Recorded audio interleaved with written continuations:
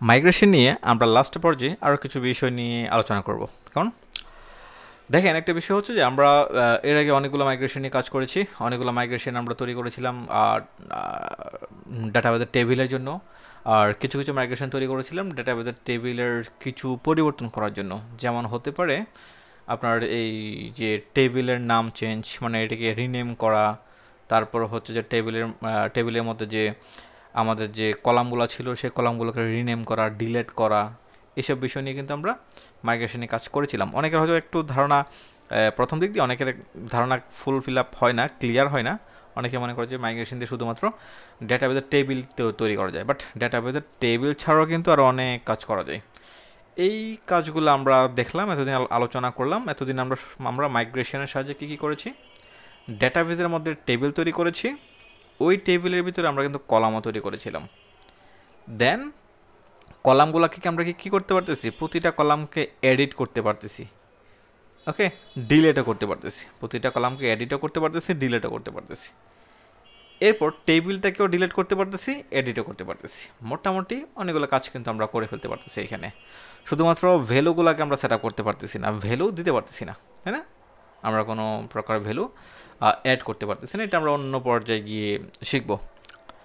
এখন আমাদের গত ক্লাসে যেটা দেখেছিলাম সেটা হচ্ছে মাইগ্রেশন রোল ব্যাক নিয়ে কাজ করেছিলাম। মাইগ্রেশন রোল ব্যাক মানে কি? মাইগ্রেশন রোল ব্যাক মানে হচ্ছে যে যদি ধরেন আমাদের যে ডেটাবেজের যে হিস্ট্রি আছে, ডেটাবেজের হিস্ট্রিগুলো কোথায় জমা থাকে, সরি, মাইগ্রেশনের হিস্ট্রি আছে, মাইগ্রেশন হিস্ট্রি জমা থাকে যে মাইগ্রেশন ডেটাবেজের ভিতরে, এইখানের মধ্যে হিস্ট্রিগুলো জমা থাকে। আমরা এইখান থেকে আমরা আমাদের মাইগ্রেশনগুলোকে ডিলেট করতে পারতেছিলাম, নির্দিষ্ট একটা মাইগ্রেশন ডিলেট করতে পারতেছি, অথবা লাস্টে দুইটাকে ডিলেট করতে পারতেছি, রিসেট করতে পারতেছি, রিফ্রেশ করতে পারতেছি। এই কাজগুলো কিন্তু আমরা করতে পারতেছিলাম, তাই না? আমরা রিফ্রেশও দেখেছিলাম, অথবা নির্দিষ্ট যে কোনো দুইটা একটাকে রিফ্রেশ করতে পারি। এই কাজগুলো কিন্তু আমরা করেছিলাম গত ক্লাস। ওকে, আজকে যেটা করব, রিসেট করে দেখব যে মাইগ্রেশনগুলো সবগুলো রিসেট করতে পারি কিনা আমরা। রিসেট, ওকে। এই রিসেট করার জন্য আমাদের কি করতে হবে? রিসেট করার জন্য আমাকে লিখতে হবে পিএইচপি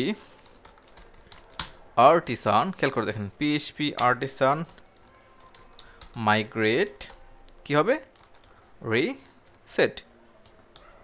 রিসেট এন্টার দিলাম, দেখি রিসেট হয় কিনা। রিসেট হয়ে গেছে। কি কি রিসেট হয়েছে তারা কিন্তু আমাকে সব কিছু বলতেছে। আমি এখানে আসি, আসার পর পেজটা একটু রিফ্রেশ করি, দেখি তো রিসেট হয়েছে কিনা। দেখেন সকল প্রকার মাইগ্রেশন কিন্তু রিসেট হয়ে গেছে, মানে হচ্ছে মাইগ্রেশন ফোল্ডার যে হিস্ট্রিটা ছিল সেটা কিন্তু রিসেট হয়ে গেছে, একদম টোটালি রিসেট হয়ে গেছে, একদম টোটাল রিসেট হয়ে গেছে।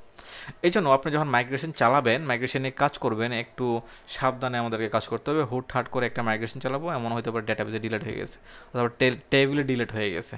তাই আমাকে বুঝে শুনে ডেটাবেসে মাইগ্রেশন চালাতে হবে, কেননা এক্সিস্টিং কোনো প্রজেক্টে যদি আপনি কাজ করেন, ধরুন আপনার একটা ক্লায়েন্টের একটা ইনভেন্টরি ম্যানেজমেন্ট সিস্টেম হতে পারে, অথবা আপনার ক্লায়েন্টের একটা ই কমার্স প্রজেক্ট হতে পারে, যেটাই হোক, সেখানে আপনি হুটহাট করে একটা মাইগ্রেশন চালালেন, ডেটাবেসে ডিলিট করে দিলেন, কিংবা আপনি ডেটাবেসের ফুল টেবিলে ডিলিট করে দিলেন, আর ব্যাকআপ আনতে পারলেন না, তখন কিন্তু ঝামেলায় পড়ে যাবেন। সো মাইগ্রেশন চালানোর আগে আমাদেরকে একটু বুঝে শুনে মাইগ্রেশন চালাতে হবে, বুঝে শুনে দেখতে হবে যে আসলে আমি কোন মাইগ্রেশনটা চালাচ্ছি, এখন ওইটার কাজ কী। এভাবে আমরা কাজ করার চেষ্টা করব, ওকে। এই পর্যন্ত আমরা মাইগ্রেশন নিয়ে যা যা কাজ করেছি, মোটামুটি অনেকগুলো টপিক নিয়ে আলোচনা করেছি। সবগুলো টপিক বারবার প্র্যাকটিস করবেন। আমি চেষ্টা করব যে আপনাদেরকে একটা শিট দেওয়ার জন্য মাইগ্রেশনের, খুব দ্রুত আমি এটা নোট ডাউন করে আমাদের গ্রুপে পোস্ট করব। একটা শিট দেওয়ার জন্য বা চেষ্টা করব, যদি সময় হয় আমি একটা শিট দেবো যে মাইগ্রেশন, কোন মাইগ্রেশনে কী কাজ, ওইটা দেখে দেখে দেখে কিন্তু আপনারা একটু প্র্যাকটিস করতে পারবেন। সো মাইগ্রেশনটা একটু বেশি বেশি প্র্যাকটিস করবেন। মাইগ্রেশনে যতগুলো আমাদের সে কমেন্ট আছে, সবগুলো কমেন্ট আমরা জানার চেষ্টা করবো, সবগুলো আমরা প্র্যাকটিস করার চেষ্টা করব, ওকে। এইভাবে মাইগ্রেশনে কাজ করতে বলে মোটামুটি মাইগ্রেশনের বেসিক ফান্ডামেন্টালটা ক্লিয়ার হয়ে যাবে। যখন আমাদের বেসিক ফান্ডামেন্টাল ক্লিয়ার হয়ে যাবে, তখন আমরা বুঝতে পারবো যে কখন কোন মাইগ্রেশনটা চালানো উচিত আমাদের, ওকে। আজকে এ পর্যন্তই। নেক্সট ভিডিওতে আমরা নতুন আরেকটা টপিক শিখব। সবাইকে অসংখ্য ধন্যবাদ। আল্লাহ হাফেজ।